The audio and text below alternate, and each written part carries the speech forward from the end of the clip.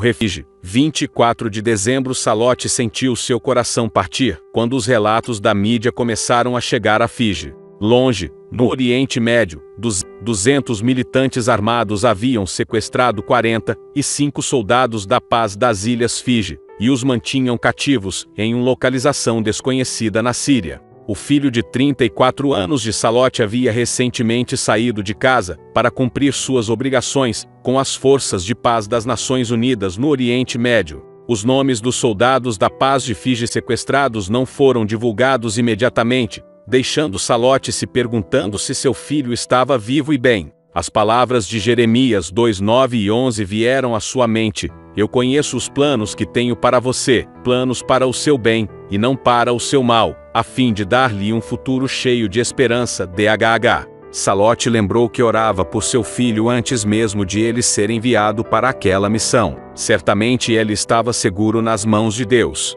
No dia seguinte, o telefone tocou. Ela era nora de Salote. Entre soluços, ela confirmou que seu marido, filho de Salote, estava entre os 45 reféns. Ele era o comandante. Salote estava pronto para a notícia. Não se preocupe, disse ele.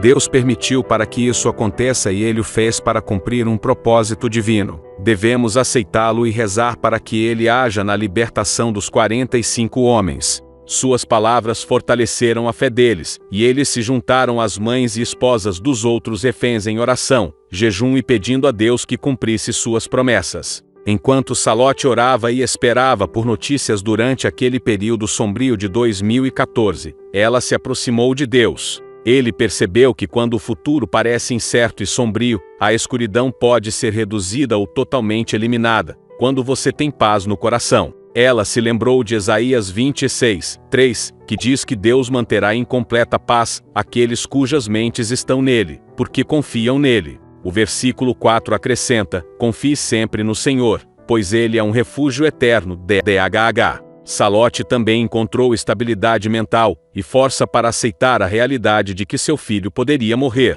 Ele reivindicou a promessa de Filipenses 4:6, que diz: Não se preocupem com coisa alguma. Antes, em todo o tempo, com oração e súplica, apresentem seus pedidos a Deus e deem-lhe graças. NVI. Ser realista o lembrou da compreensão profética dos tempos em que vivemos. Estamos nos últimos dias da história da Terra. Estar ciente dessa realidade lhe deu força e esperança. 14 dias depois de ser feito refém, seu filho e seus companheiros de paz foram libertados. Enquanto as mães e parentes comemoravam e agradeciam a Deus, Salote aprendeu algo muito interessante. Seu filho e seus homens foram proibidos de adorar a Deus, mas no terceiro dia de cativeiro decidiram começar a orar e jejuar mesmo assim. Eles estavam orando silenciosamente, um por um, enquanto eram mantidos deitados e de mãos dadas. Quando um homem terminava de orar, ele apertava a mão do próximo com força. Durante os 14 dias em que estiveram ali, os reféns tornaram-se amigos de seus captores, a ponto de vários captores chorarem ao se despedirem.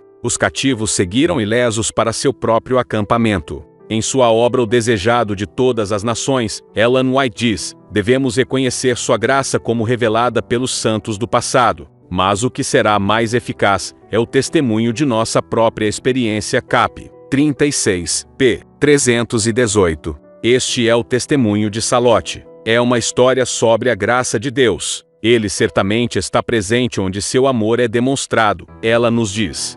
E ele fornecerá os meios para compartilhar seu amor e sua mensagem de redenção, mesmo nas circunstâncias mais difíceis, acrescenta. Obrigado por planejar uma generosa oferta do 13º sábado, que ajudará a espalhar a mesma esperança que Salote tem em Jesus em Fiji e em toda a divisão do Pacífico Sul.